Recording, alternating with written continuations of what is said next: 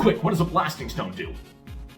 You're probably wrong. It's 1d4 plus 1 damage and deafens on a fortitude save failure. Pathfinder 2nd Edition has tons of alchemical items, so many that you probably don't know what most of them do, and why would you? For the most part, in an average campaign, alchemical items are just sort of a supplemental tool in case you want to take some temporary precautions for something, or maybe someone has a disease, so you go look up and end up buying the anti-plague item to help take care of it. Aside from elixirs of life and the occasional alchemical fire, alchemical items as a whole are pretty slept on in Pathfinder 2e, so it's no wonder that most people are pretty uneducated when it comes to them as a whole. After all, there's too many of them. However, there's exactly one kind of player who needs to know, at the very least, generally, what each alchemical item does, and that's because they're effectively that player's spell list.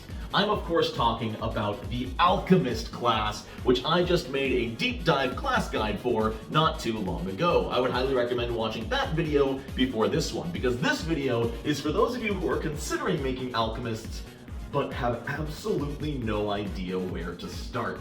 Well, welcome, all of you, to my Pathfinder 2e alchemical items tier list. That is right, I'm going to be going through every single alchemical item in Player Core 2 and ranking them one of 6 different rankings: S, A, B, C, D, or E. Now you might be asking yourself, what is the basis of these rankings? How can you compare an elixir to a bomb in a ranking system? Well, this video is going to be divided up into 5 parts, and those parts are going to be bombs, elixirs, mutagens, poisons, and alchemical tools. And in each of those sections, I'm going to be comparing every item in that section to an existing spell or effect of roughly a decent power level. For example, in the bomb section, I'm going to be comparing all of them to the telekinetic projectile cantrip as a baseline power level. And so, without further ado,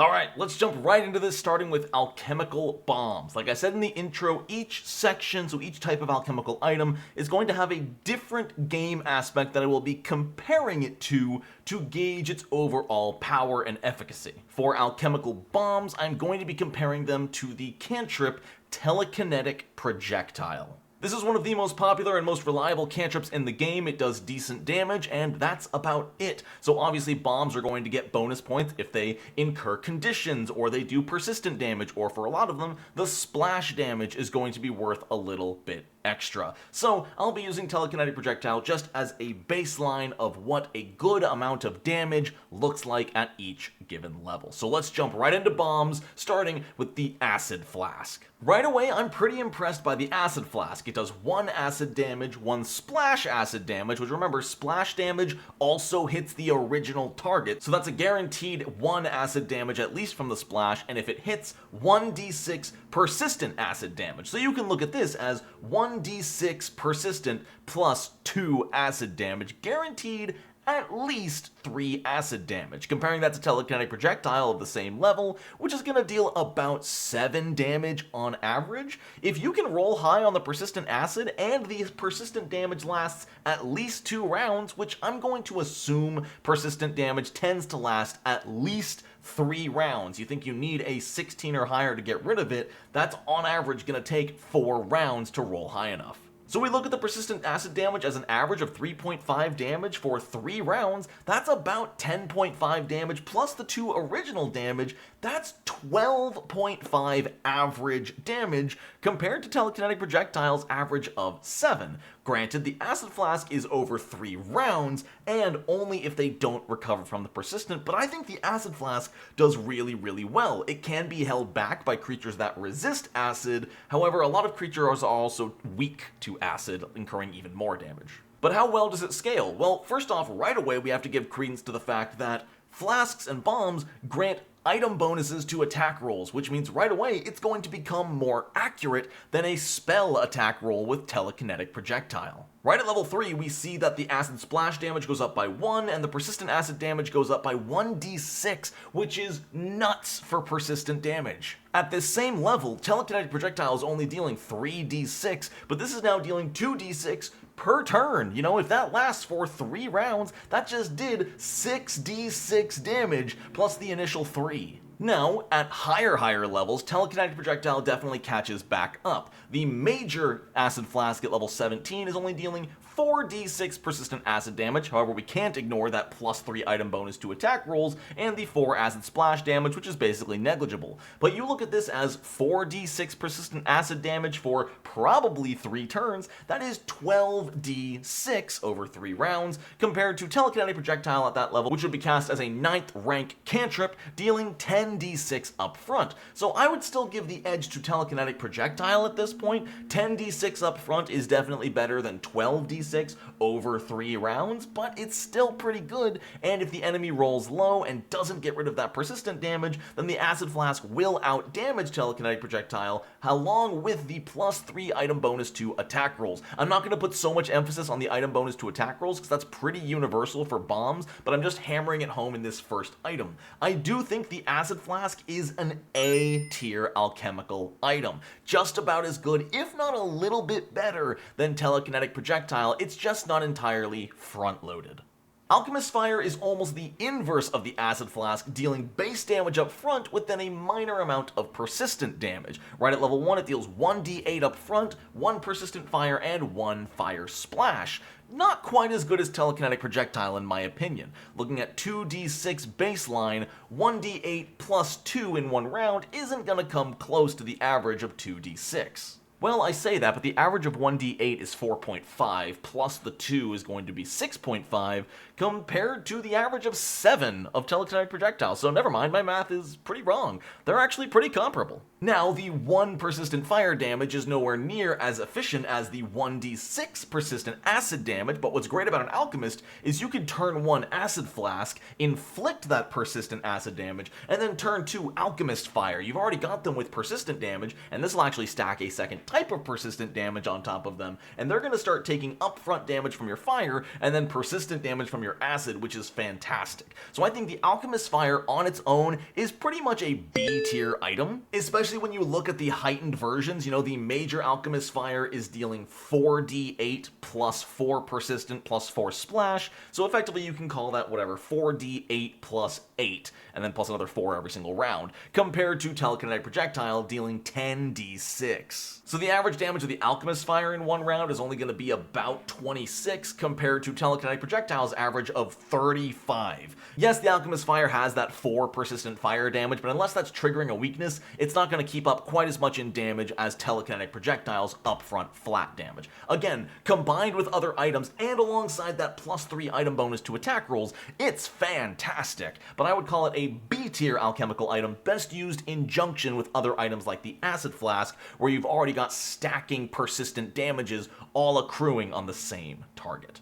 The Blasting Stone is our first alchemical item that comes with a unique effect in that there is a saving throw involved completely separate from the damage. However, if they fail the Fortitude saving throw, they are deafened until the end of the target's next turn. The DC for this goes up with the item level, or if you have powerful alchemy, it's going to go up with your class DC, and it's alright. Deafened as a whole is not the most inhibitive condition. You know, hearing, unless the enemy is like barking orders at their allies or something, or they have like a bard providing them buffs through music, deafening a target isn't going to do that much. And the reduced damage on these bombs is very noticeable, only dealing 1d4 plus 1 splash at level 1 with an average of 3.5 damage. And then at level 17, it only deals 4d4 plus 4, again, compared to telekinetic projectiles, 10d6. If you really need to deafen somebody, the Blasting Stone is great. There are tons of creative uses for this to turn an encounter on its head in a way the GM might not be expecting. But on its own, especially in a vacuum,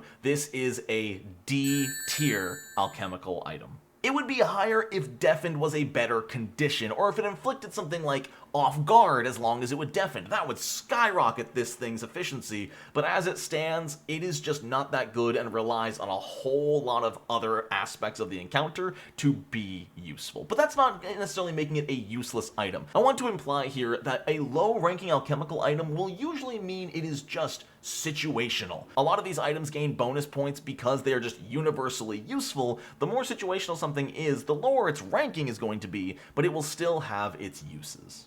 Blight Bombs. This is sort of the middle of the road between Alchemist's Fire and Acid Flask, and once again can be used in great conjunction by using one per turn to stack persistent damage. 1d4 poison up front, 1d4 persistent poison, and 1 splash poison damage. So, 2d4 plus 1 isn't all that much. On its own, this is not going to be some game-changing powerhouse of a bomb, but again, the power of alchemical bombs really comes in conjunction with the other bombs. 4d4 persistent poison damage at level 17 is nothing to scoff at, especially if you stack it with 4d6 persistent acid damage and 4 flat persistent fire damage. All of a sudden, you've got 4d4 plus 4d6 plus 4 persistent damage every single turn by the third turn of combat. And even compared to telekinetic projectile, this isn't that bad. 8d4 plus 4 compared to just 10d6, that's pretty comparable. I'm gonna give the Blight Bomb a B tier right alongside Alchemist's Fire. It's not as front-loaded as the Alchemist's Fire, but the persistent damage is a little bit better, and the splash damage keeps up just as well. It's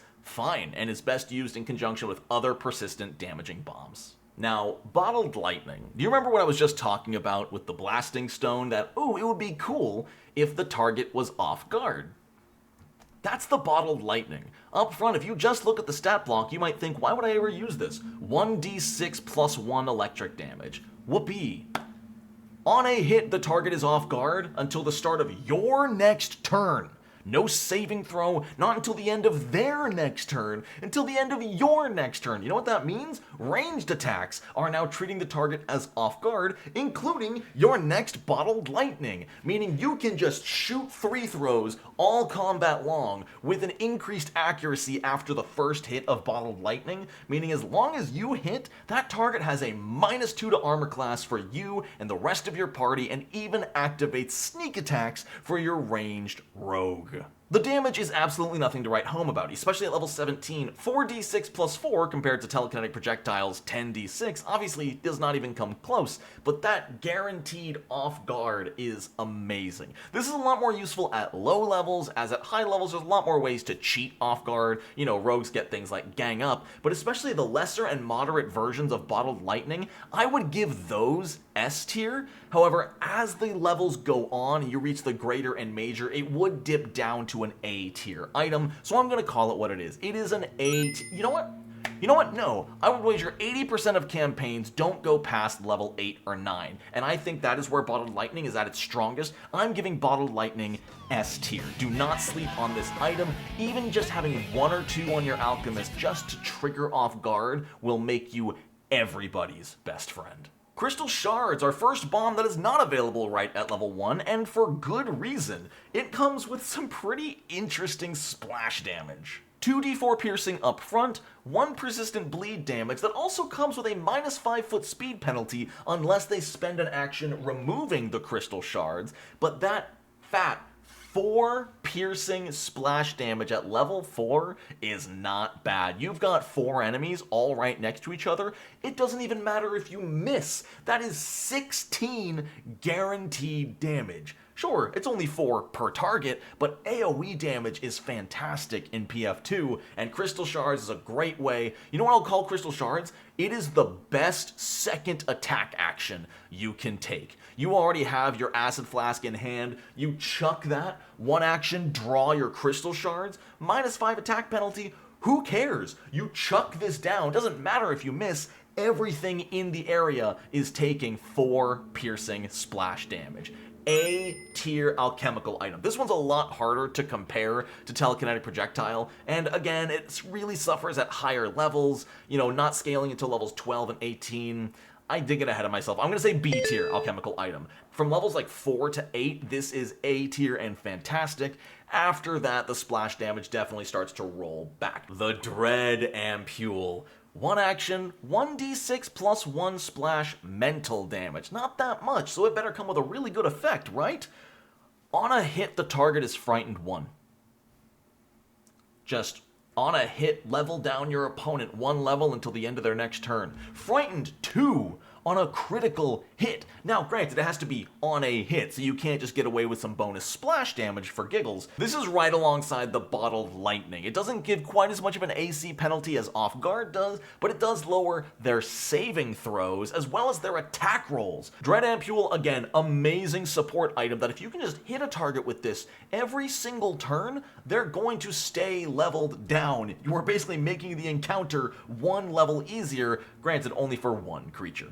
Once again, this is an item that doesn't really get any better with level, only dealing 4d6 plus 4 damage at level 17, so it's going to be stuck at B tier, similar to Bottled Lightning, just because at later levels it is not quite as useful, because again, there's a lot more ways to inflict frightened, but having a reliable way to keep enemies frightened is fantastic. Combo this with something like a Witch's Familiar that restricts the frightened condition from going down. You can have some amazing combos with an Alchemist with frightened support like the 𝓤𝓚𝓘𝓣𝓒 and other classes with frightened synergy. Oh, the Frost Vial. Maybe I'm the fool here for undervaluing speed penalties, but I'm gonna continue to undervalue speed penalties. This does the same damage as the 𝓤𝓚𝓘𝓣𝓒, maxing out at 4d6 plus 4 cold damage.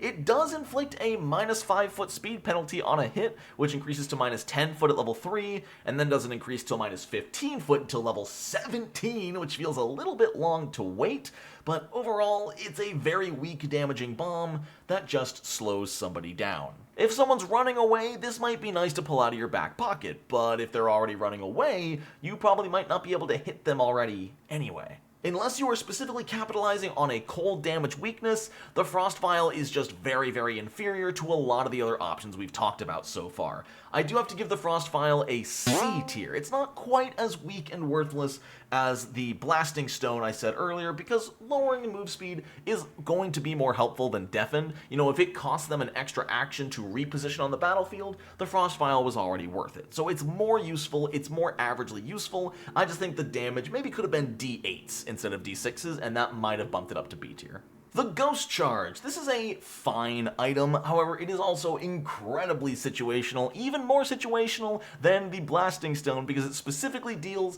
vitality damage. It deals vitality damage and on a hit enfeebles them until the start of your next turn, meaning all of their strength checks, and zombies really like strength checks, will be at -1 until the start of your next turn. And once you hit character level 11 and can make greater or major Ghost Charges, it becomes enfeebled too, which is great. This is a phenomenal item, even dealing D8s only against creatures that can be damaged by vitality damage, which means if they're not undead, they aren't affected. If you're fighting undead, A tier alchemical item, maybe even S tier once it's enfeebled too. Especially because it would be capitalizing on weaknesses. It would be even, you know what, it would be S tier if it had persistent vitality damage. As it stands, A tier while fighting undead, E tier in every other circumstance, because most of the time you are fighting alive, living creatures who cannot be hurt by vitality damage. It's not a useless item, it is just the quintessential situational alchemical item. The Glue Bomb. This one is so hard to recommend. What if the Frost Vial did no damage, but the speed penalties were increased by 5 feet, maxing out at a 20-foot speed penalty? That's not that great up front. That's not a great way to use your turn, again, unless you're trying to catch somebody. And the fact that the Glue Bomb is better at trying to catch somebody than the Frost Vial makes the Frost Vial even a little bit worse and even more situational. But the Glue Bomb does no damage and only immobilizes the target on a critical hit. And even then, if they do get critically hit and get immobilized by it, they can still make an escape check against a pretty easy DC unless you have powerful alchemy or whatever it's called. There will be clutch moments for some people out there where they critically strike with a glue bomb, completely immobilize a target, and rather than that target spending 3 manipulate actions to remove the glue, they try to escape 3 times and fail. That is when the glue bomb will be the shining, captive, amazing thing. And if you are higher higher level than what you're trying to cap. You know, let's say you're level 11 with a greater glue bomb and you're trying to stop the peasant from running away because they have information that they don't want you to know, well, that peasant's probably level 1. A level 1's not going to make an escape DC of 28. So at higher levels, the glue bomb is a phenomenal item for holding low-level creatures in place, especially non-lethally. In every other situation, I would call it borderline useless. As such, I'm going to give it D tier because it has its place. Especially in roleplay, the glue bomb has its place. It is not completely worthless or just useful in one situation like the ghost charge. It is alright. Alright, with all the bombs out of the way, it's time to move on to the alchemical elixirs. I'll be honest, elixirs are really hard to compare to one single effect like telekinetic projectile was for bombs. As such, elixirs are just going to be based on a very general universal applicability and efficiency when it comes to doing what they do. This might mean that some elixirs get a higher rank than they might actually deserve because they are a very niche thing that is otherwise difficult to replicate. However, oftentimes if there is a spell or magic item or any other effect that is commonplace and can easily replicate it, it will not be quite as good. Starting right off with the antidote. You just get a bonus to fortitude saves against poison. Is it that exciting? No, but poisons are notoriously difficult to get rid of, especially if you have a garbage fortitude save. And the way that poisons work in Pathfinder 2e is that every time you fail the save, it's going to increase by a stage. So at the very least, even if this doesn't help you get rid of the poison, the item bonus is going to help stop it from getting worse. The problem here is that most poisons are very fast acting and often only last about 10 rounds. There are plenty of poisons out there that last hours, if not days, in which case the antidote is far more useful. But when it comes to just dealing with a poison in the middle of combat, especially like an injury poison just dealing damage, the antidote is going to be quite action heavy to just give you a +2 bonus to get rid of it. So in combat, the antidote is near useless. In the grand scheme of things, it has its place, and that's why I'm going to give the antidote C tier. The item bonuses are fine. Unfortunately, it doesn't get super useful until level 14 when, by imbibing it, you get a saving throw to reduce the stage.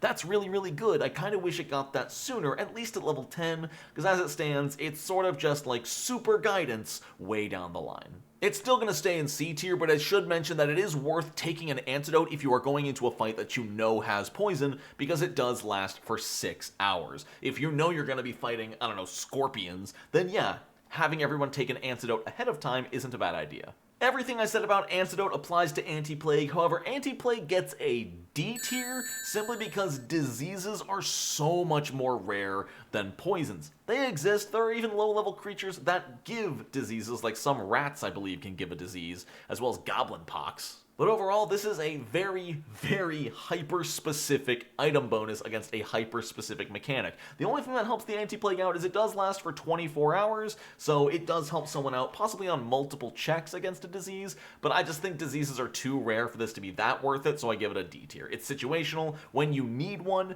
you'll craft one, but you'll almost never craft them like part of your daily preparations. Bomber's Eye Elixir, in my opinion, just feels bad. It's using one of your alchemical items and some of your actions to drink it, and because it only lasts 5 minutes, you pretty much need to take it during combat unless you know combat is going to start in the next 30 seconds. And all it does is reduce the bonus that enemies get from cover. So not only is this just already a hyper-specific and annoying item that you need to take with only a 5-minute lasting period, but it only helps you out against enemies specifically behind cover.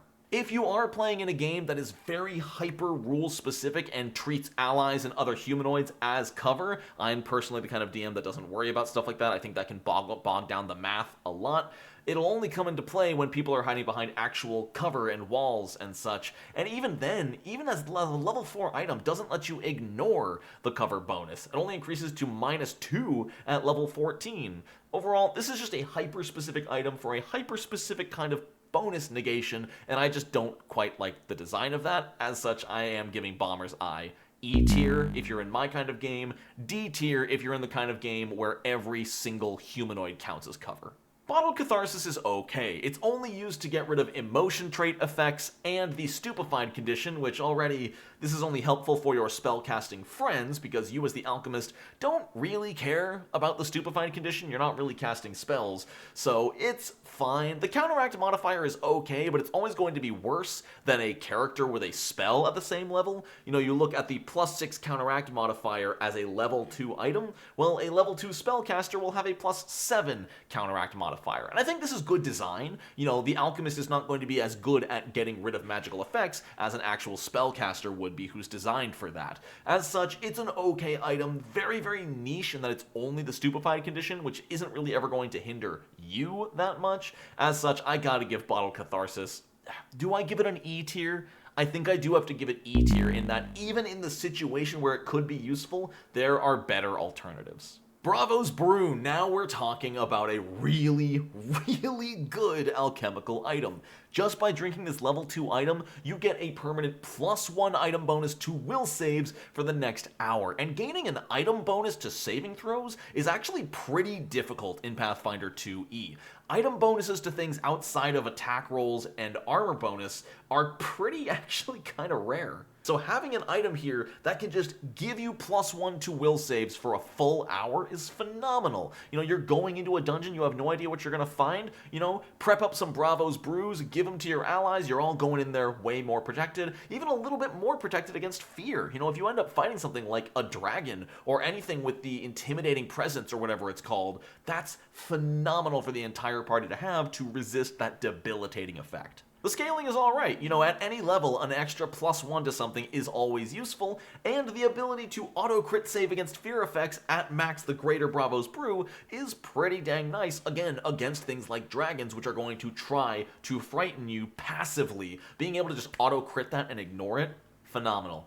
A tier alchemical item. You can't go wrong preparing these. Cat's Eye Elixir. Situational, so I can't give it S tier, but I'm already going to tell you this is an A tier item. You might be wondering, you know, if it's so situational, why is it so high? Well, that's because it ignores the flat check to target concealed creatures, and it reduces the flat check to target hidden creatures down to just 5. Sure, they have to be within 30 feet of you, but guess what? Your bombs only have a 20 to 30 foot range anyway. This is phenomenal for you, it's phenomenal for your fighter, for your barbarian, anyone who's getting in close range and doesn't have a way to circumvent any kind of hidden or invisible enemy. This is blind fight the feat in an alchemical item that you can just make at level 2, no problem. Phenomenal elixir to have in your formula book. Don't prepare it during your daily preparations, but oh no, you happen to be fighting something that's turning itself invisible, pop one of these babies or give one to your fighter, you are off to the races, everybody's best friend. A tier alchemical item. Cheetah's elixir is okay at low levels and really strong at high levels. This is because the duration of the elixir changes based on how high it is. +5 foot speed bonus for 1 minute is fine. You know, that is technically one full encounter. It's just annoying that you'd have to spend the actions to draw it and imbibe it using 2 of your 3 actions, which you could have spent moving. But at higher levels, especially at level 9 and above, is where this goes from B rank to A rank. 10 foot speed bonus for a full hour is insane. Again, just having this in your formula book for those moments you need to book it is phenomenal. You're not going to prepare this every day. You're not going to need this every day. The only problem is that it's a status bonus, which is weird. This is so weird. It must be a balancing standpoint. I believe the only speed bonuses in Pathfinder 2e are status bonuses, because this doesn't give an item bonus, which kind of bends the rules of the entire system, but hey, a speed bonus for an hour is great. It's not going to stack with things like Nimble Elf or if you're a monk or a swashbuckler, but hey, we still love a speed bonus. A tier alchemical item. Not a magic item, what am I saying? Now, if you want to talk about the ultimate situationally but incredibly powerful alchemical items, look no further than the Comprehension Elixir. Right at level 2, you can read any language. Alright, let's put a little asterisk on that. You can read any common language and it doesn't translate special codes or anything written in a way meant to hide information. It's still really, really good. Now, granted, you do have a high intelligence score, so chances are you can already understand 5 or 6 languages, but there's a good chunk of common languages in Pathfinder 2e, and this lets you automatically understand any of them, granted only through reading, not through hearing. I guess the more I speak it out loud, the less crazy powerful I think it is, but it's still really, really useful, especially if you're in a common location where maybe you don't have anyone in your party who speaks Orc, or Gnomish, or Goblin, or Elvish, you know? Just have the Comprehension Elixir, all of those are right available to you. I would say it's probably a B tier. Really useful and game-changing when it comes up, but it still has that situational problem. Cooling Elixir. Ooh, I'm gonna get some flack for this one. In my 5 years playing Pathfinder 2e, I have never once experienced extreme or higher weather conditions. I know some people do it, but again, it's one of those systems that often just ends up muddying the game by using the actual written rather than just saying, hey, it's really hot out here, y'all are gonna have to take precautions, and letting the players role play through how they handle it. I'm not saying it's a useless system by any means, but I have never once used it or have had it used on me.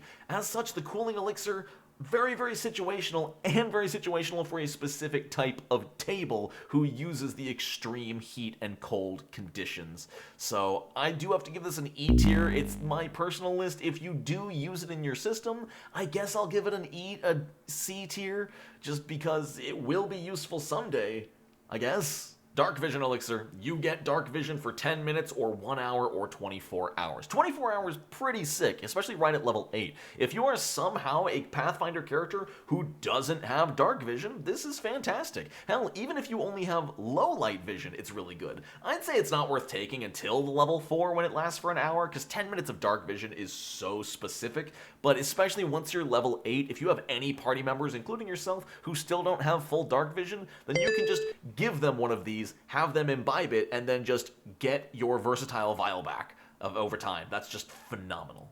Eagle Eye Elixir, very similar to the will bonus, this one just gives you a flat perception bonus for the entire time it's active. 1 full hour of +1 perception bonus, to that I read 1 hour of +1 to initiative, increasing to +2, then +3, and you even get an increased bonus if you are specifically looking for hidden stuff like doors and traps. This is good, just most people will be rolling perception for initiative. It is rare, unless you're like specifically a rogue sneaking around, that you're gonna roll anything else for initiative. So Eagle Eye Elixir, look at this as a permanent bonus to initiative. That alone makes it worth it, on top of the bonus to just all perception checks as a whole. Eagle Eye should be part of your toolkit, either for you to drink or for somebody with an even higher perception score to just totally knock out any kind of perception seek check. That is an A tier alchemical elixir. The Elixir of Gender Transformation. Literal HRT, testosterone, whatever you want to call it. It's amazing that it exists in the Pathfinder world with rules and mechanics. It is phenomenal. I love that the higher level versions just reduce the amount of times you need to take it, either once per week, at higher levels once per month, at level 6 once, and then it takes place over 6 months. I love it just for the sheer commitment and amazing option of having this in the game. It gets S tier. Now if we're talking from a mechanical standpoint, there is nothing mechanical. This is purely for you, your character's exploration, and your character growth, and as such, it can't have a mechanical rating. But as a rating for roleplay opportunity, S tier. I just really do want to applaud Paizo for taking something that has been a joke curse in past games, even in the original Baldur's Gate, where sex change was an actual curse, turning it into an alchemical item that people can use that mirrors real life experience is phenomenal design. Thank you, Paizo. The Elixir of Life. The ranking for this is really going to depend. At the end of the day, this should be compared to the heal spell, shouldn't it? On average, it takes 2 actions, 1 action to draw it, 1 action to drink it, or 1 action to quick alchemy, 1 action to drink it. This heals 1d6 compared to the heal spell, which heals 1d8 plus 8. And even as it ranks up, it pales in comparison. Level 5, 3d6 plus 6. Compare that to the heal spell's 3d8 plus 24. The Elixir of Life is nice to have on hand, especially because you can technically make infinite of them thanks to your versatile vials, which gives it a small edge over the heal spell. You know, spell slots are limited, alchemical items are not. But you even compare this to something like the Champion's Lay on Hands, which is just 6 hit points per spell rank. Even then, you know, level 5, 3d6 plus 6, would you rather have that? Or just a guaranteed 18 healing? Level 19 with the true elixir of life. Would you rather have 10d6 plus 27, or would you rather have a guaranteed 54 hit points on a focus point? At the higher levels, it does catch up to lay on hands a little bit. Overall, this might be a hot take. Elixir of Life is a C-tier alchemical item. It's useful. In fact, it's universally useful. That's the only thing that gives it as high of a rank as it does. When it comes to other healing options in the game, even with the +1 to diseases and poisons that everybody forgets about, it's just not a good source of healing. It's infinite, yes, which is why it's weak, but that doesn't save it from being weak. C-tier. Now, Elixir of Rejuvenation feels like cheating. Yes, it's an S-tier alchemical item, but it's also a level 20 alchemical item that can only be made by an alchemist with the Philosopher's Stone feat. So, as such, does it deserve S-tier? It's an S-tier effect, guaranteed recovers all of your maximum hit points and removes all afflictions. It can even bring back the dead if they've been dead for less than a week. But does the requirement lower the ranking? I'm going to say a little bit. As such, I'm going to give it A tier because it brings back the dead and it is an instant full heal for one action, quote unquote, but it's still not S tier because it's so hyper specific on how to make it. Mistform Elixir is pretty great, not gonna lie. You become concealed. That's it. The only thing that increases with higher level versions is the duration. 3 rounds at level 4, 1 minute at level 6, 10 minutes at level 10. Once you hit level 6, and this is just permanent for the entire encounter, because most encounters don't go longer than 10 rounds, this is phenomenal. This gives you a 20% chance for all attacks against you to just miss. Entirely. That's all there is to this. You can look at this as 20% chance to ignore all targeted attacks. S-tier elixir. My gosh, you can just give this to your entire party and watch your DM cry. 1/5 of all targeted attacks from the DM will miss your party if you give out Mistform elixirs to everybody. Have fun. I'm sorry, DMs. C-Touch Elixir is okay. For being a 5th level alchemical item, the fact that all it does is give you a swim speed is a little disappointing, and it doesn't let you breathe underwater until level 12. I think if it lasted an hour at level 5, it would be a little bit better, but only 10 minutes of swim speed is not that long if you're going to be swimming, obviously, for like a long period of time. So, I don't know, I feel like this isn't worth it until level 12, and, you know, level 15 is pretty cool. It's basically permanent and you can breathe underwater with a swim speed, but just because of how weak the low-level version is, especially being restricted until level 5, I'm gonna have to give C-Touch Elixir a D tier. Not useless, there will be times, even at level 5, where, oh, we need to get across the river, but it's too deep, and the gnome cleric doesn't know how to swim. With C-Touch Elixir, everyone can cross who doesn't know how to swim. It's decent to have. It's D tier. It's not useless, but it's not useful most of the time. Whew, you want to talk about useless most of the time. Stone Fist Elixir. Your fists become D6 bludgeoning weapons for 1 hour instead of D4. That's the entire thing. It never heightens, it doesn't give you an item bonus to attack rolls or anything, your fists just hit for an average of 1 point of damage more. E tier. Just take an archetype if you really want to do it that bad.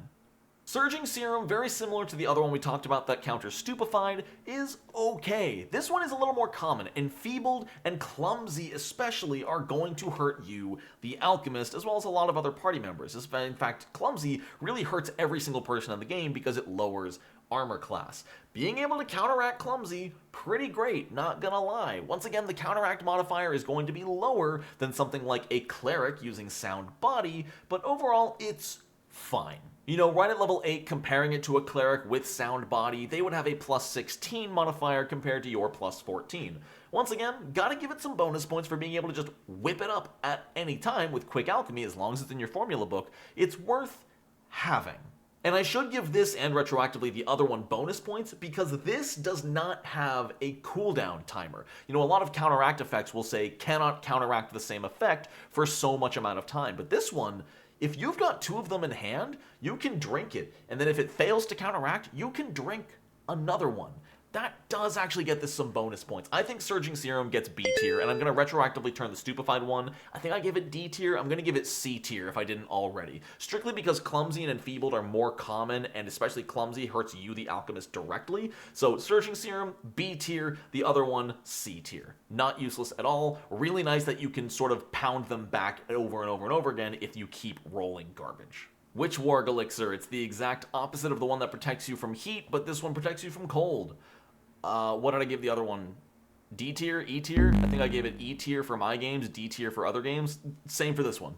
You know, going into this video, I thought, you know, it'll be easy. Telekinetic projectile, all bombs can compare to that. And then elixirs was a little bit harder. And now I'm looking at mutagens and I'm like, this was a stupid idea. I cannot compare every mutagen to the same spell effect. That's not how this works. So I'm just going to go off my own personal judgment for what these effects are ranked. Apologies if any of these seem way off base. But the one I know I can compare is Bestial Mutagen compared to something like the Runic Body spell.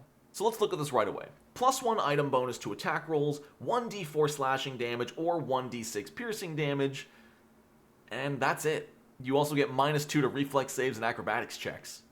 Compare that to Runic Body, which yes, Runic Body costs a spell slot, and Bestial Mutagen is definitely more renewable. But Runic Body, even if you're just using your fist, gives you a +1 item bonus to hit, as well as making you deal 2d4 damage with your fists. 2d4 is going to be better than 1d4 or 1d6. And Runic Body doesn't even come with any drawbacks. They both have the same duration, and overall, just Runic Body is infinitely better at first level. But how about when it scales? Runic Body gains a bonus effect at character level 11 at 6th rank, where it becomes a +2 greater striking. And at this point, the Bestial Mutagen is definitely much better, now granting you a +3 item bonus to hit, as well as 3d8 damage, which again, compared to the Runic Body, is giving you only a +2 to hit, and then 3d4 on your fists.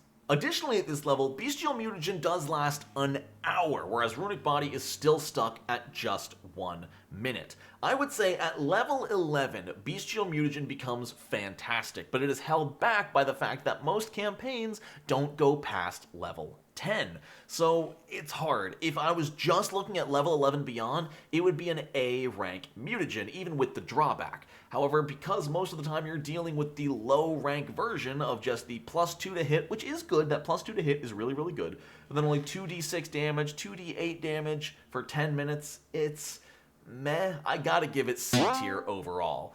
A tier, level 11 and up, D tier below level 11. Averaging it out, I'm giving it C tier. C.5 tier. Cognitive Mutagen is great. It comes with a drawback, but that drawback is so easy to avoid just because the duration isn't that long, and you're never going to be using this in the middle of combat. It just gives you an item bonus to all checks to recall knowledge. On top of that, it also buffs any Arcana, Occultism, Crafting, Lore, or Society check, even outside of recall knowledge. The drawback is awful. It is absolutely gargantuan. It is -2 to weapon and unarmed attack rolls, athletics checks, acrobatics checks, 2 less bulk to become encumbered, and 4 less bulk maximum carryable. You become brittle as a stick, but you get really, really smart for 1 minute. You know, you're not going to use this in combat. You're going to say, hold on, I might know something about this. Look. No, because I rolled a 2. Level 11 and 17 are pretty cool because the item bonus keeps going up, and then getting a +3 and +4 item bonus to recall knowledge is crazy good, but also becoming trained in a skill that you weren't otherwise trained in can really come in clutch, especially since you're already a naturally high intelligence character. If you don't have the general feat, untrained improvisation, being able to say, hold on, today I'm really good at sailing lore, and then you drink it, not only are you trained in it, but for the next hour you have a +4 bonus to it. You basically just made yourself a master in a skill you weren't even trained in. Fantastic. A tier alchemical item. Now, 𝓤𝓐 Mutagen is a really interesting item and a fan favorite. Not only does it just give you a flat armor bonus that replaces your armor's item bonus if it's higher, but you still get to use the proficiency of the armor you're wearing. So you don't need to be unarmored to make use of 𝓤𝓐 Mutagen. If you're wearing medium armor, but you don't have a very high dexterity score, you've only got a +2, then hey, take a 𝓤𝓐 Mutagen, that medium armor becomes a +4 item bonus to AC, you're only using your +2 to dexterity mod, and you've got a higher AC than if you were wearing anything else. Now, the problem here is that most alchemists are pretty reliant on a high dexterity score, not only to buff their own armor class, but also just for their bombs as a whole. You're not going to find a lot of melee alchemists, and if you do, they're going to be using the bestial mutagen, not the 𝓤𝓚, because you can't have two active at once. So 𝓤𝓚 mutagen for the Alchemist is not very good, but it's fantastic for your party members who might be throwing dex to the wind and just using, you know what this is great for? A ruffian rogue. Still restricted to medium armor, can't make use of a lot of it, but has a garbage dexterity stat, maybe only +2. Give them the 𝓤𝓚 mutagen and watch them go to the races. Same with a strength-based monk. If you have an alchemist that can give you 𝓤𝓚 mutagen, you don't even need mountain stance. You can use 𝓤𝓚 instead and still use other stances, which is a really cool combination. 𝓤𝓚, situational on who can truly make use of it, but also just has a lot of cool things going for it, especially the final surge, where you can willingly end it to gain a bonus-free move action. And the item bonus to perception isn't bad either. Obviously, longer duration at higher levels is much better, but it's still useful at low level, if not a little bit action economy heavy. I give 𝓤𝓚 mutagen a B tier. I think it is pretty good most of the time. It's not mind-blowing except on the most specific of characters who need that kind of buff instead of wearing their armor, but overall, I like it. It is an item. 𝓤𝓚 mutagen is fine. At low level, right at level 1, being able to give yourself a buffer of 5 extra hit points for 1 minute? Not terrible, you know? Most characters aren't going to have more than 20 hit points at level 1, so having a 25% increase, maybe more, of your hit points, not bad. Plus, you get a +1 bonus to your fortitude saves. Granted, -2 to will saves, perception checks, and initiative rolls, which is kind of brutal, but if you're taking this after combat has started, the only thing you're really concerned about is the will saves. This one's pretty situational. Obviously, if you're fighting something that is casting magical spells that target your will save, maybe don't drink the 𝓤𝓚 mutagen. But if you're fighting just physical enemies beating the crap out of you and your party, pop a couple of these, because at higher levels, once the duration is longer than a minute, then even after the combat ends, if you are at max health for 1 minute, you get the temporary hit points back, meaning one 𝓤𝓚 mutagen might get you through multiple combat encounters. 30 temporary hit points plus auto crit succeeding fortitude saves on a normal success at level 11 is fantastic. Not only are you giving them +3 to fortitude saves, but normal successes are critical successes. Giving that to someone like your wizard is amazing, making up for their shortcomings. That is what the Alchemist is all about. I think it'd be dishonest to give this an A tier. I think this is a B tier alchemical item. It is really good. It's not great, it's not extraordinary, but it is good. The Quicksilver mutagen is really, really good in very specific situations, just like a lot of alchemical items. It gives you a listed item bonus to all things dexterity. Reflex saves, acrobatics, thievery, whatever. Anything that uses dex gets an item bonus, including dex-based attack rolls. Meaning, right at level 1, you drink one of these on your rogue with a short bow, they're getting a +1 item bonus to hit. You don't even have a +1 weapon, which gives that item bonus, but you're already getting it. The downside is also that right there. Once you have a +1 weapon, this bonus is useless. Granted, you hit level 3, now you can increase it to +2. You're not going to get a +2 weapon until I think like level 5 or 7 is when the game recommends giving out +2 weapons. So yeah, that bonus to attack rolls is pretty dang good on your dexterity backline. Same goes for the other two. Greater at level 11, you don't get +3 weapons until level 16? Level 16 is when you typically get a +3 weapon. So you can look at the Quicksilver mutagen as typically granting you an extra +1 onto any dexterity-based weapon. The downside's not terrible. You get a -2 penalty to fortitude saves, but you also lose hit points equal to twice your level, and you can't heal those hit points for as long as the mutagen's on. Basically, it reduces your max hit points by double your level for as long as the mutagen is active. But even at level 17, this is crazy, because weapons don't go to +4, you will get the +4 item bonus to all dex-based attack rolls. And at the end of all of this, you know what's a dex-based attack roll? Bombs. And all bombs cap at a +3 item bonus. No, this Quicksilver mutagen, actually, especially the more I think about it, is kinda cracked for you and any dexterity-based ranged character. Even dexterity-based melee characters in some ways. S tier. 𝓤𝓚 mutagen is weird. It's got some awkward overlap with the cognitive mutagen in that it buffs a lot of your abilities to think things through, but this one's more wisdom focused than intelligence. This one gives an item bonus to medicine, nature, religion, survival, perception, and will saves. We can't ignore the will save bonus there. And additionally, if the effect is specifically mental, you get another +1 to your will save on top of that. The downside is it makes you way worse at hurting people. It sort of turns you into a pacifist. -1 penalty to attack rolls, save DCs on offensive spells, and -1 penalty per damage die to all weapon, unarmed, and spell damage. So if you're dealing 6d6 with a spell, that spell is now dealing -6 damage. So I mean, it's obvious, you don't drink this in combat, you drink this when you're trying to find your way through the woods or trying to figure something out about the natural environment. And the bonus to will saves is nice, so I guess you could drink this if you were a purely support character. If you're just there to cast Bless and heal and heroism and guidance and never make any attack rolls yourself, I guess you could get away with this keeping you pretty safe from will effects, as well as buffing some of your other skill checks. Especially when the duration increases, this gets a little bit more difficult. You know, when something lasts an hour, you don't know if a fight's going to break out in an hour. 1 minute, you can guarantee a fight's not going to break out for 1 minute, but it gets a little harder at higher levels. What is amazing with this that I actually forgot to mention on the Juggernaut mutagen as well, is that at max level 17, it turns crit failures into failures of will saves for the Serene mutagen or fortitude saves for the Juggernaut mutagen. That should not be understated. It's not enough to increase the Juggernaut mutagen's ranking at all, and I do think I give the Serene mutagen C tier.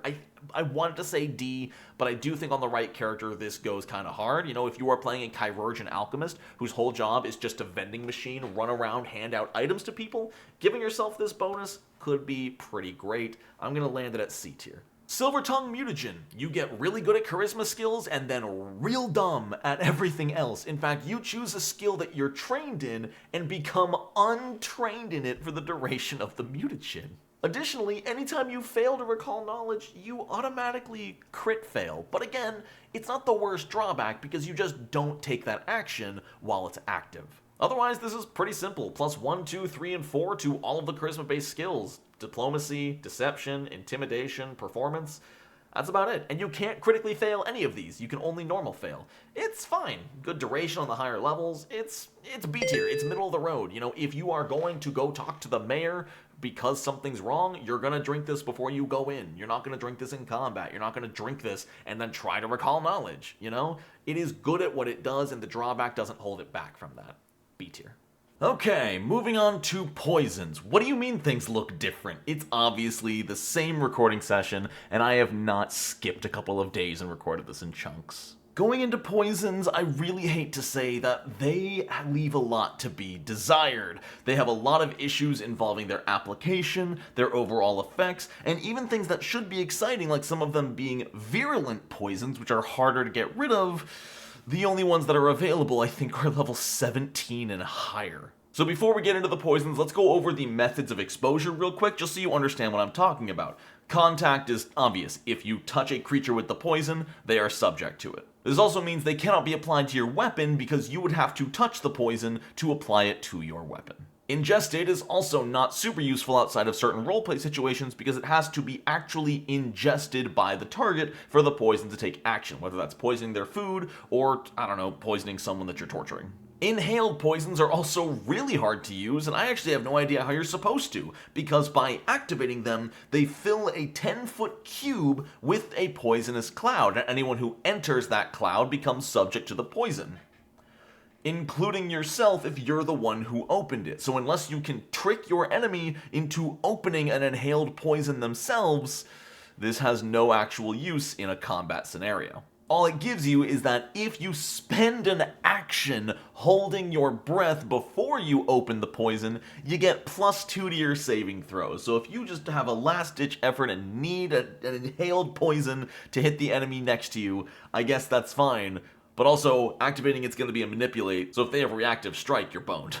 And finally, the best type of poison, and the one that the Poisoner Alchemist is clearly built around, injury poisons, which have to be first applied to a weapon, but then as long as damage is dealt with that weapon to a target, the target is subject to the poison. Injuries are obviously going to be the most commonly useful type of poison, but I'll try to keep the other methods of exposure in mind as I rank them. Arsenic, it's an ingested poison, so it's already very hard to use, and you'd think right off the cuff, ooh, arsenic, that's scary, that should be able to kill like a commoner in seconds, right? Right?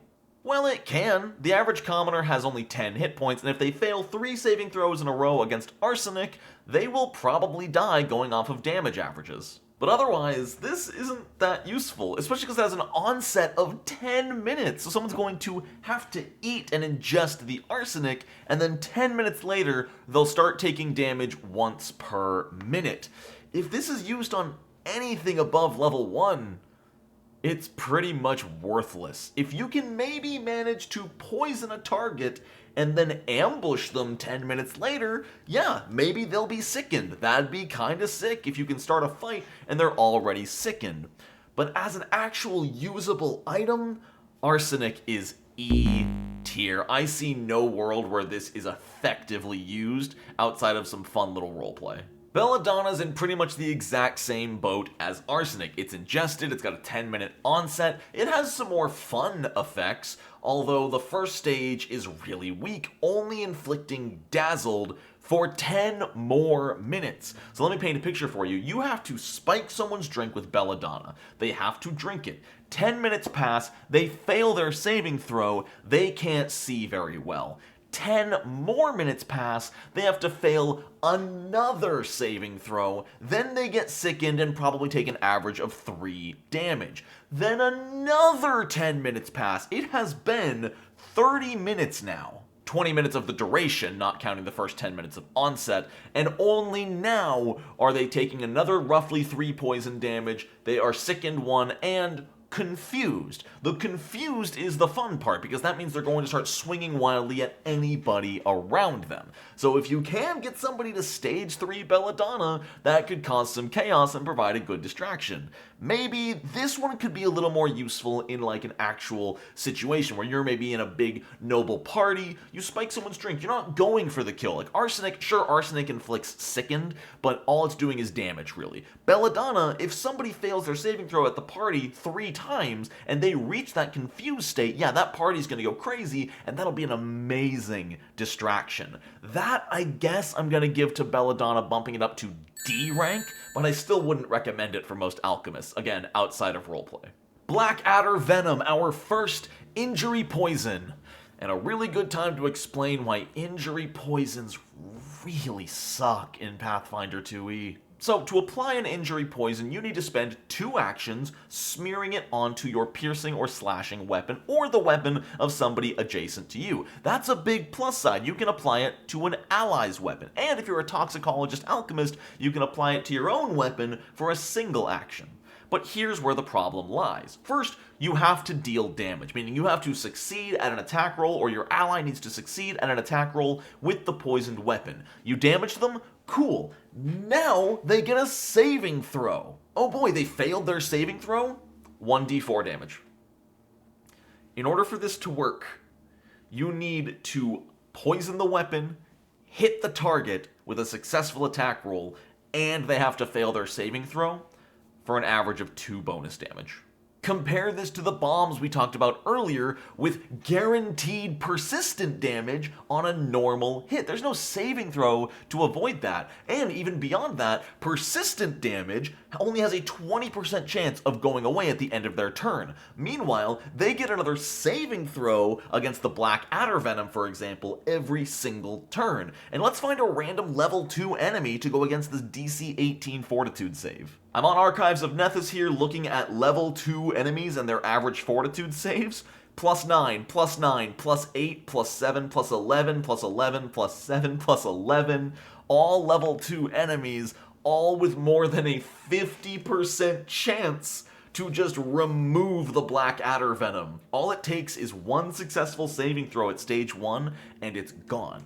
Now, here's where injury poisons can thrive. if you critically strike the target, their saving throw is going to be treated as one less. So if they normal fail, they're going to crit fail, sending them right to stage 2. So if you do critically hit with your Blackadder Venom, they're going to go to stage 2 and take the 1d6 poison damage, and even if they make their save next turn, they're only going to go down to stage 1 and take the 1d4. And you never know, sometimes they'll crit fail, maybe that'll push them to stage 3. But look at these damage numbers for a level 2 item. 1d4 damage, 1d6 damage, 1d8 bonus damage compared to any kind of persistent damage from bombs. The only way the Blackadder Venom is useful is if it is applied before combat. The best thing about injury poisons is that once applied to a weapon, they don't wear off until a strike is made. It doesn't say anything about any kind of duration of the poison under injury, and the duration listed under the poison is the duration after exposure. So sure, between every encounter where you'll get the most bang for your buck here is before a fight, apply it to your weapon, apply it to the fighter's weapon, apply it to the barbarian's weapon, apply it to the ranger's weapon. Now, you're gonna look at hopefully at least 2 or 3 successful activations of Blackadder Venom for a little bit of bonus damage overall. But in the middle of combat, pulling out a poison, applying it, and using it just to maybe get a couple d6 of extra damage pales in comparison to just trying to land a shot with a bomb and secure persistent damage. So keep that in mind going forward with all injury poisons, because that's why Blackadder Venom is a D rank alchemical item. The level 19 Black Lotus Extract,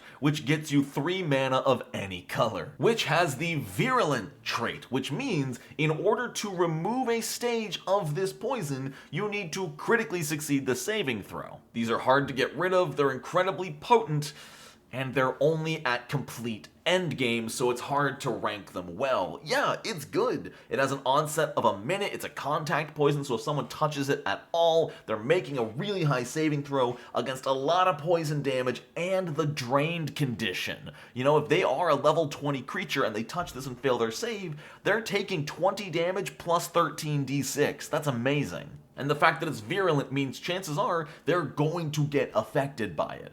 But I can't rank this high because, yeah, the damage is really good and the drain condition is awesome, but it's a level 19 item.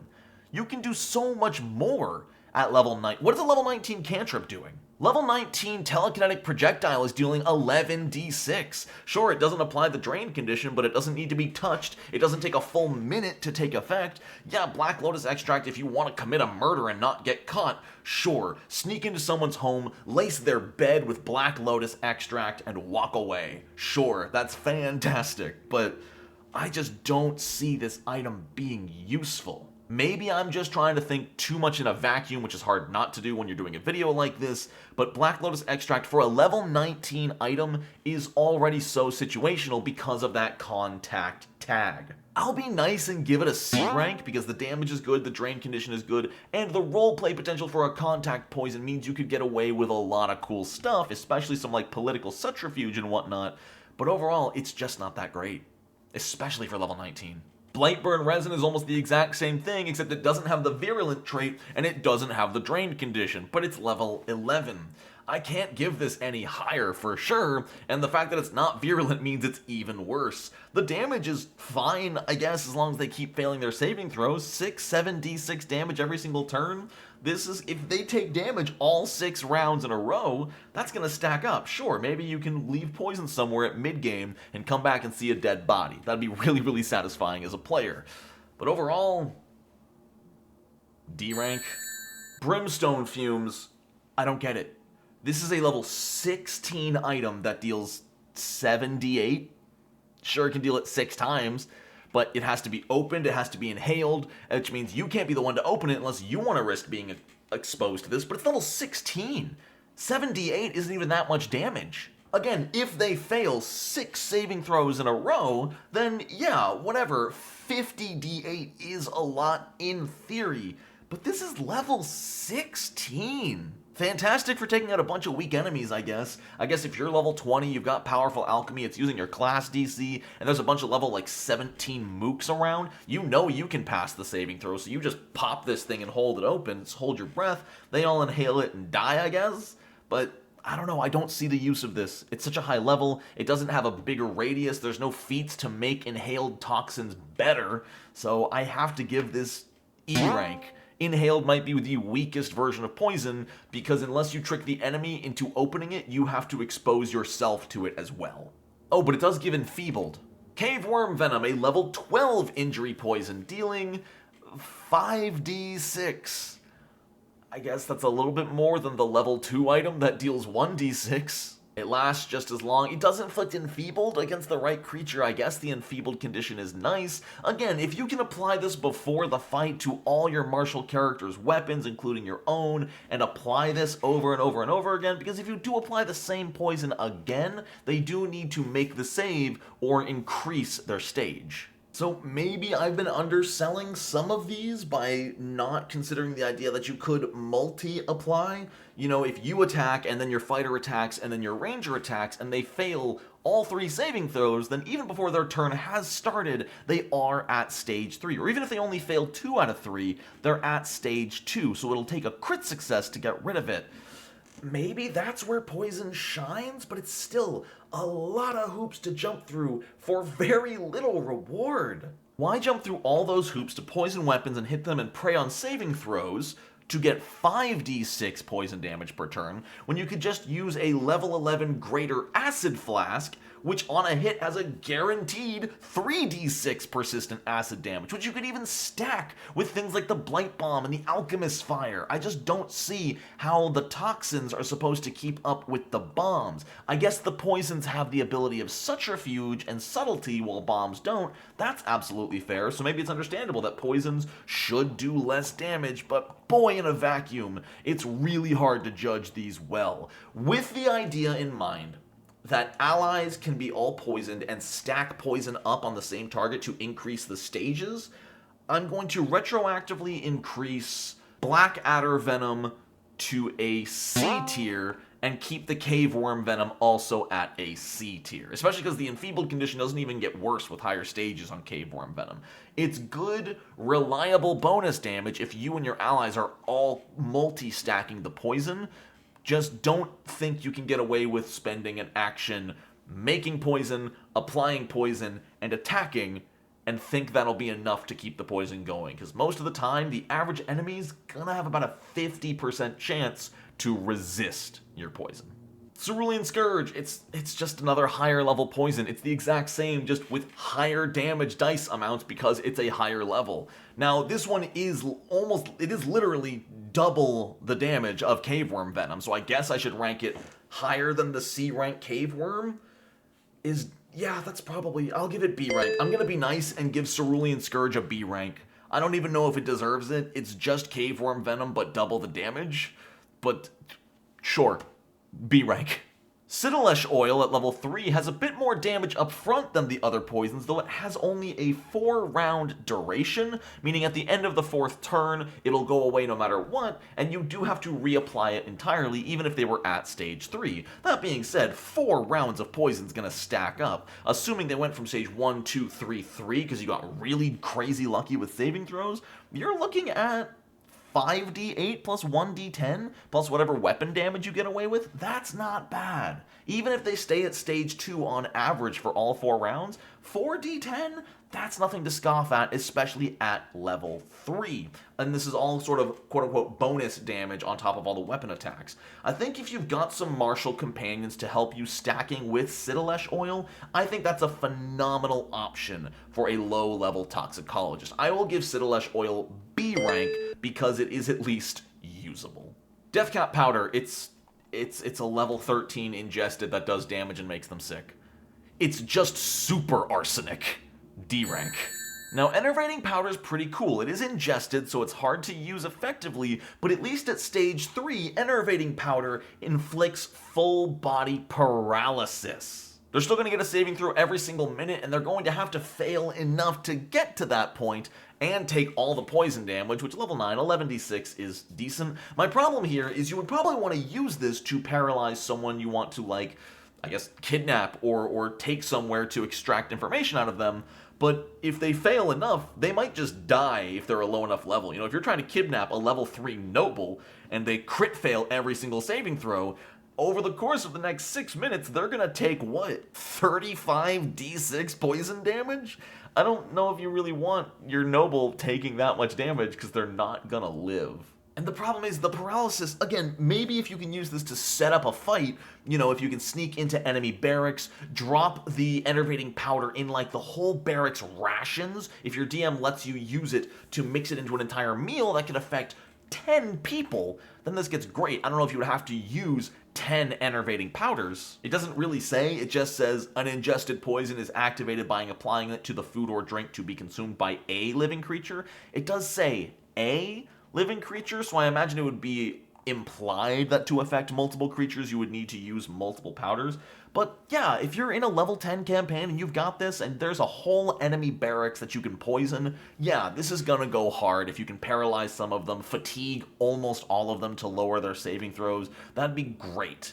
But outside of those situational points, which at the beginning of this tier list, I said the more situational something is, the lower I have to rank it because it's just not that useful. That still applies here. That's why this gets a C rank. The paralysis bumps it from D to C, but that's it. Fear Flower is finally doing something creative with the poisons. It's a shame it's not until level 4, and the damage is absolutely pitiful, but remember, just like persistent damage from bombs, you can stack multiple poisons onto the same target. So if you are high enough level, then every single round when someone's still suffering from a poison, you could probably apply and try to expose them to a new one. And Fear Flower Nectar is the best place to start for that, because on a normal failure, right at stage 1, they're just Frightened 1.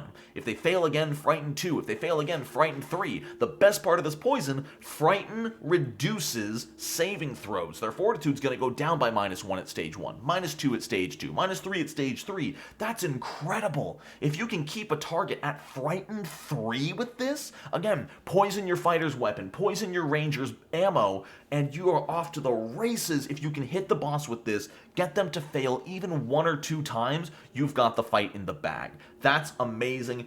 Fear Flower Nectar, y'all know how much I love the Frightened condition, especially anything that can get someone to Frightened 3 is cracked.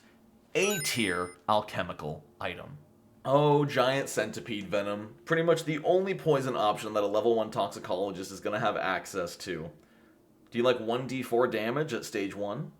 How about 1d4 damage at stage 2? And let me try to sell you 1d4 damage at stage 3. Now, it does come with Fatigued, which is decent. It is -1 status penalty to armor class and saving throws, and the saving throws is big. Anything that can help you set up to apply more poisons is really, really good.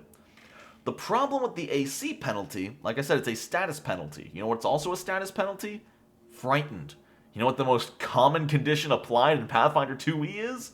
Frightened. That's not to say this is worthless. Fatigued is a good ability, and lowering anybody's saving throws by a universal -1 is good. Giant Centipede Venom, as much as I'm pooping on it, still gets a B rank. I do like it. You just have to make sure they get that fatigue on them. Otherwise, if they just get stuck at stage 1, it's a D4 damage.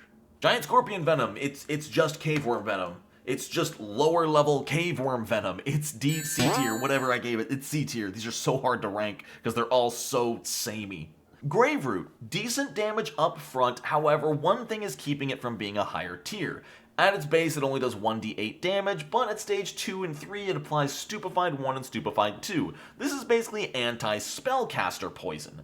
I think this would be a B tier if it's stupefied at stage 1. The problem is it doesn't stupefy until stage 2, meaning it might be 2 rounds of this fight, if they fail their saves enough, that you even get the stupefied condition on them after they've let out possibly multiple spells.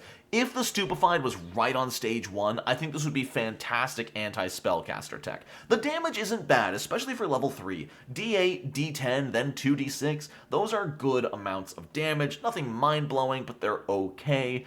C tier, unfortunately. It would have just peaked up to B tier if it's stupefied at stage 1. Level 17, Hemlock. It's caveworm venom, except it's ingested. It lasts for an hour, which is cool, but it takes 30 minutes to show up. Again, this is one of those items that I think most of the time people are just gonna laugh and slip into like a peasant's drink that wronged them and watch as after the 30-minute onset, the peasant just erupts into a cloud of poison damage. It's hard to rank because, you know, what are you doing at level 17 that you can poison a goblet of wine on someone who needs this kind of damage? Are you gonna poison a god? Are you talking to literal demigods and trying to poison their food? I guess that'd be pretty sick if you could do that. But at level 17, that's a hard sell. I'll give it C tier because it's not a small amount of damage. You know, if they fail all 3 of their saves, I guess there's 6 saves. If they fail all their saves, yeah, you're looking at like 100 D6. That's not nothing, but it's over the course of an hour, so...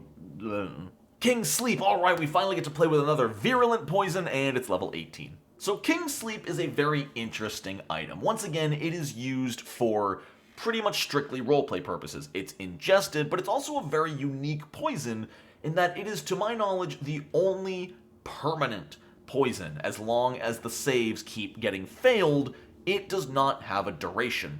It just, every single day, the target makes a saving throw. And what makes King's Sleep really interesting and is going to get it a really good ranking, even with how high level it is and everything, is that it is one of the only effects in the game that has a cumulative status condition. The drained condition from King's Sleep is cumulative with each failed save and cannot be removed while the poison lasts. So, they fail 3 saving throws, they are drained 4, which also reduces their fortitude saves by 4. Every single time you fail a save against King's Sleep, it gets even harder to make the following saving throw against King's Sleep. And remember, every single stack of drained reduces your health by your level. So if you're level 5 with 50 hit points, then you become drained 10, it's over. King's Sleep, again, very useful for some political subterfuge, also very useful as a plot hook for the GM. You inflict the princess with King's Sleep, and oh my god, she's gonna lose, whatever, she's level 2, 2 hit points per day. She drops to 0 in 3 weeks. The players have to go find the cure for the King's Sleep before the princess dies.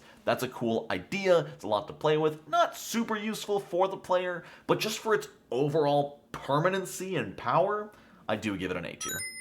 𝓤𝓤𝓥 at level 4 is fine. It's got mediocre damage, and it's got an okay little status penalty to speed. As long as they fail the saving throw and get to stage 1, minus 5 foot status penalty, minus 10 at stage 2, and minus 20 foot status penalty at stage 3 isn't bad. The problem is the duration is only 6 rounds, but it can be reapplied pretty easily. The damage, I mean, I said it was average. It might be a little above average for level 4. 1d10, 2d6 at stage 2 is pretty good. Comparing that to another level 4-ish injury poison. You know, 𝓤𝓤𝓥 only does 1d10 at stage 2, and 2d6 is a good deal more than 1d10, especially every single turn. It's fine. This is a utility one. It's useful to keep people in place. You know, I don't think that speed penalties are all that important in Pathfinder 2e, which is ironic because I think speed bonuses are cracked. But again, unless you are chasing somebody down, the speed penalty is not going to affect that much until you get to stage 3. Minus 20 foot speed penalty is basically a mobilization for most people, so I will say that stage 3 is pretty brutal. If you and your allies can all just play ranged characters smeared with 𝓤𝓤𝓥 poison and you can just keep hitting every enemy down to stage 3, yeah, you'll control the battlefield. I'll give this a B rank. I actually sold myself on it mid-conversation. I was going to go C. I think B rank's actually pretty cool for 𝓤𝓤𝓥, specifically because stage 3 is so strong. Lethargy poison is absolutely incredible, is what I would say if it didn't have one little trait. Let's see. Uncommon, alchemical, yep, consumable, injury, phenomenal, poison, and sleep. Incapacitation. For those of you who don't know, the incapacitation trait means if a creature is a higher level than the effect, they treat their saving throw as 1 higher. And unfortunately, powerful alchemy, while it does increase the DC of any level of alchemical item, it does not increase the level of that item. Lethargy poison used on anything above level 2 might as well be worthless. And to make it even weaker, unfortunately, multiple exposures to lethargy poison doesn't increase the stage, which is unfortunate because it's a phenomenal item. Right at level 2, first failure, slowed 1. Gets a saving throw every round, slowed 1 on stage 1 and stage 2. Stage 3, they just pass out unconscious. Stage 4, they stay unconscious, but this time, instead of for 1 round, it's for 1d4 hours. This is such a powerful item on level 1 enemies. If you are a level 2 character, S tier alchemical item. The moment you start fighting enemies level 3 or higher, D rank alchemical item. The only reason it's not E is because maybe if you get lucky, you'll critically hit them, it'll treat their save as 1 worse, canceling out the incapacitation, and maybe you can slow them. Otherwise, bad. Mind Fog Mist, it's finally a poison that does stupefied on stage 1. It also doesn't do any damage. It's also inhaled only and confuses at stage 2. It's also level 15. So once again, just like every inhaled poison, it's just not worth the risk. Even if you take the action to improve your saving throw by +2, if you accidentally crit fail your saving throw, you're now confused. You lose your next turn until you get your next saving throw against your own poison. Maybe I'm gonna get yelled at in the comments for not understanding how you're supposed to use inhaled poisons, but I honestly don't get it. And things like this, which should be so good, just aren't.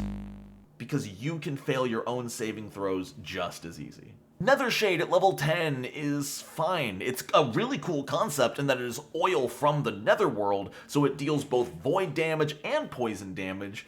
But 4d6 damage on stage 1 at level 10 isn't too terribly threatening. It increases to 5d6 and then 6d6 damage. The best part of this poison is that if they reach stage 2 and become enfeebled, they are enfeebled not for the duration, but for 24 hours.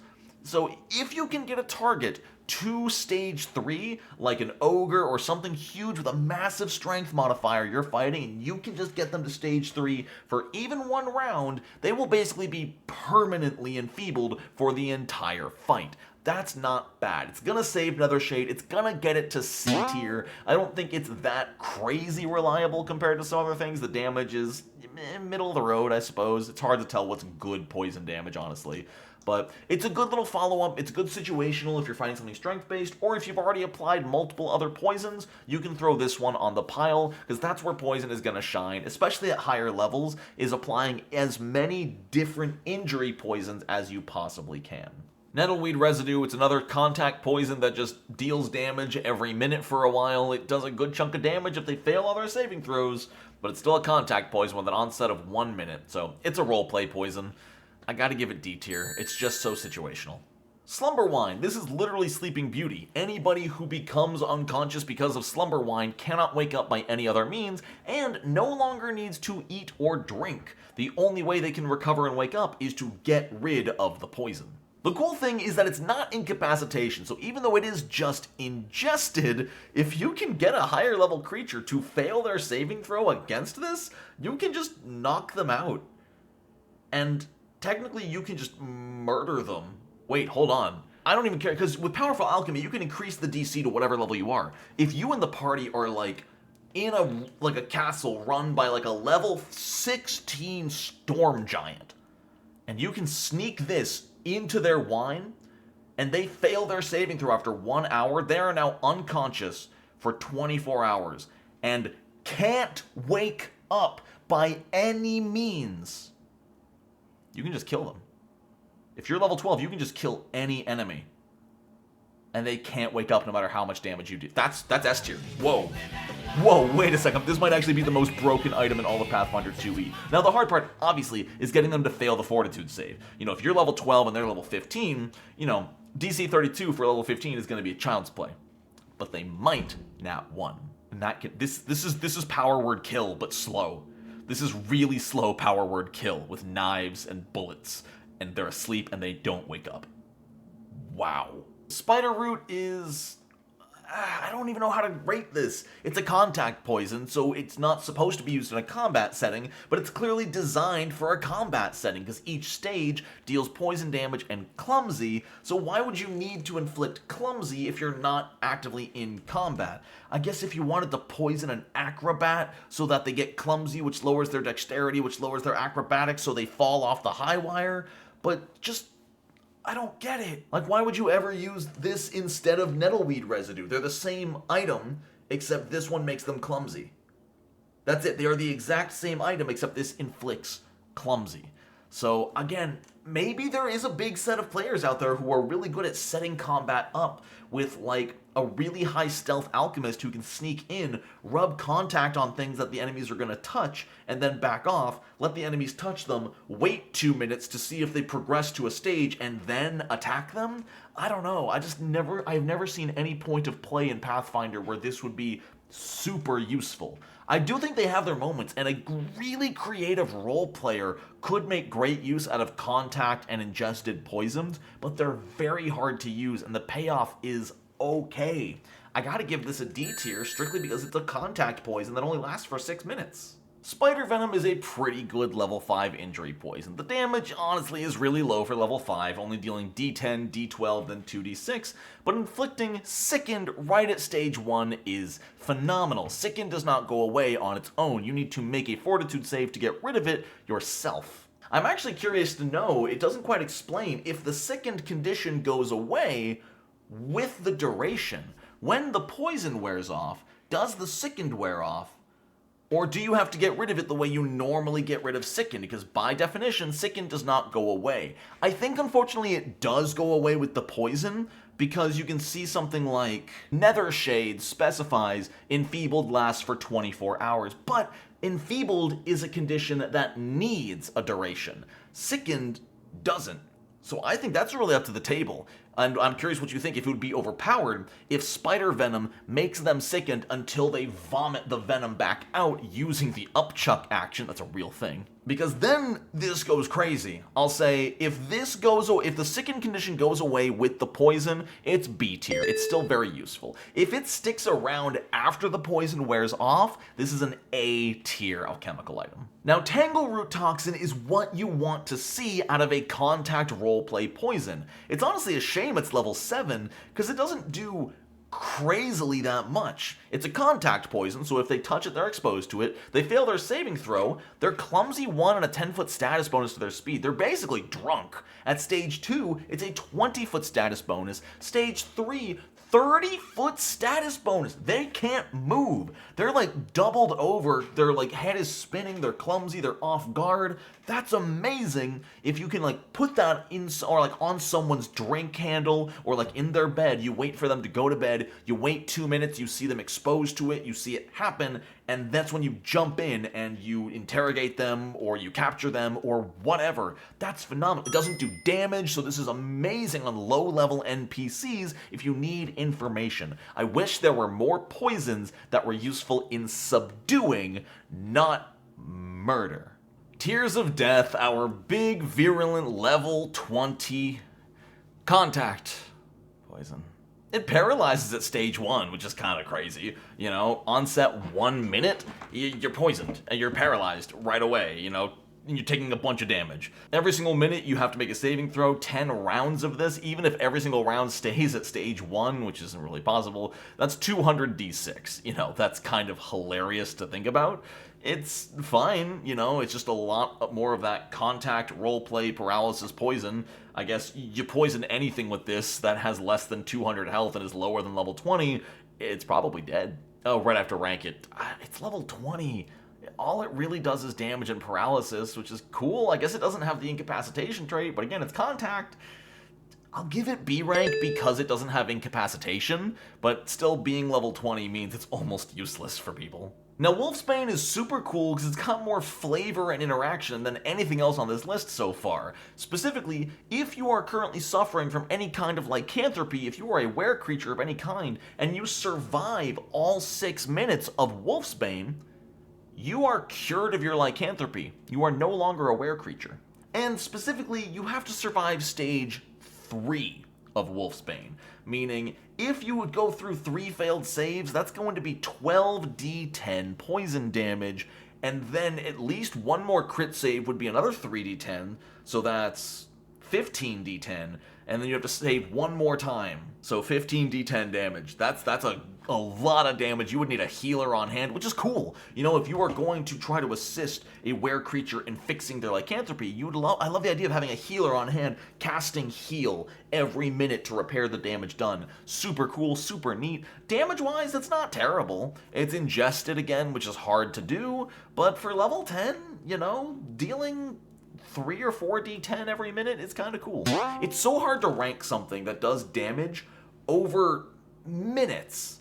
You know, the game is designed in rounds. 1 minute is a full encounter, so it's hard to gauge exactly how strong some of these are. And finally, I think Wyvern Poison is probably the most reliable injury poison as far as like raw damage is concerned. 3d6 becomes 3d8 becomes 3d10, all 3 different stages. You know, as long as you can keep them going at stage 2, you're looking at, what, 18d8 poison at level 8?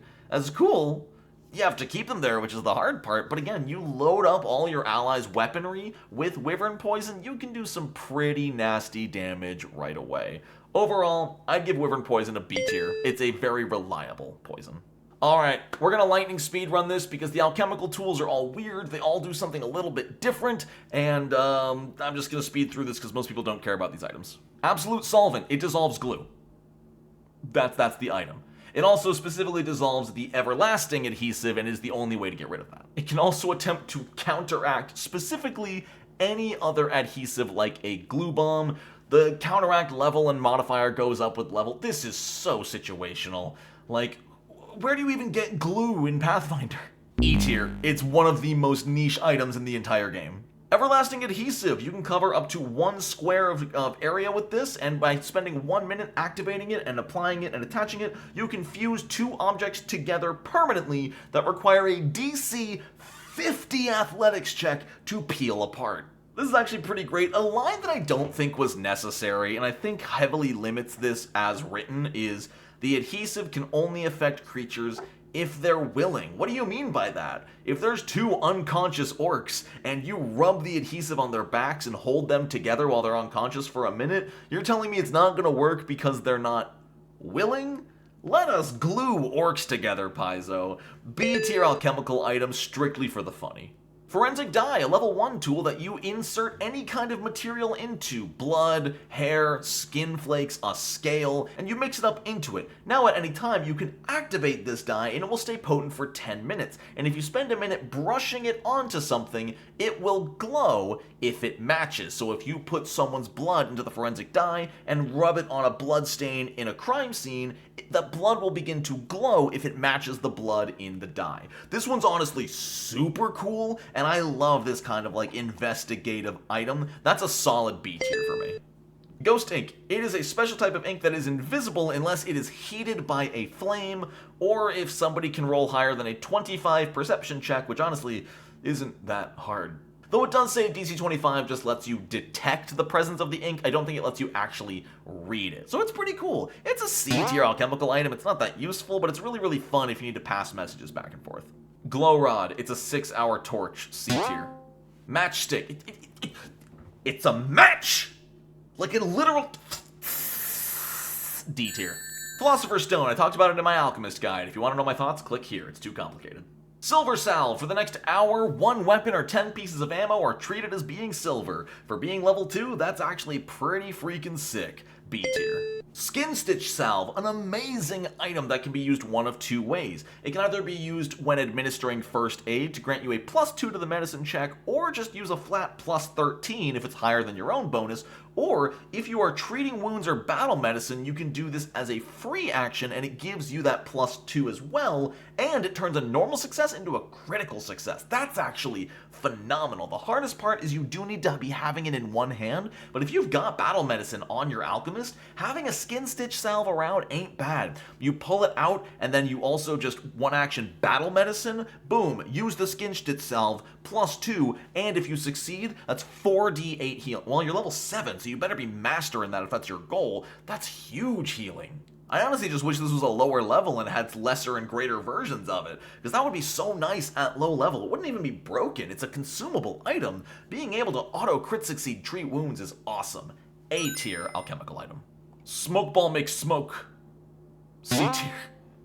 It's literally just a cloud of smoke. It's one corner burst, so it's just a 2x2 square. What do you want me to say? It gets bigger with level. Snake oil. You apply it to a creature suffering from a wound or an affliction like poison, and for the next hour, they don't think they have the poison anymore because they can't feel it, even though the effects are still going. So if they're taking poison damage every minute and you apply this, they won't feel the poison damage, but they'll still die. C tier because it's funny. Timeless salt. Overall, it just keeps meat fresh, which is hilarious. You can make up to 40 bulk fresh for 1 week without refrigeration. The coolest part, though, is that by using it on a fresh corpse, it actually preserves the corpse and extends the duration that the corpse could be revived by resurrection magic by that same week. That's a pretty cool effect. And there we go. Every single alchemical item in Pathfinder 2e. Player Core 2. I hope this helped you out. I hope this clarified what items were decent, what items were not. This took like 3 days of different recording segments because there was so many more. This is going to take so long to edit. Thank you all so very much for watching. I appreciate all of you, especially if you sat through the whole thing. It's probably going to be over an hour long. This might be longer than a class guide, and honestly, I can't tell right now. Thank you very much. I hope you have a wonderful rest of your day. And until next time, no nat ones.